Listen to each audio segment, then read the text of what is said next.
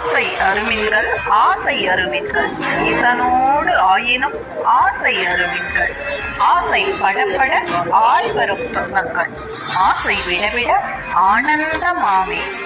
ஆசையே அனைத்து துன்பங்களுக்கும் காரணம் என்றும் ஆசையை விடுவதன் மூலம் இறைவனை அடைந்து ஆனந்தத்தை பெற முடியும் என்பதை வலியுறுத்துகிறார் திருமூல சித்தர்.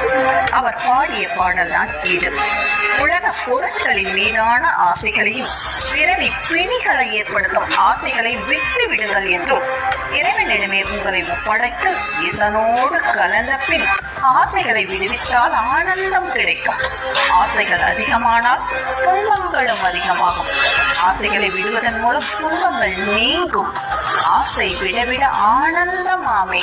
ஆசைகளை விடுவித்தால் ஆனந்தம் கிடைக்கும் என்று திருமூல சித்தர் கூறுகின்றார்.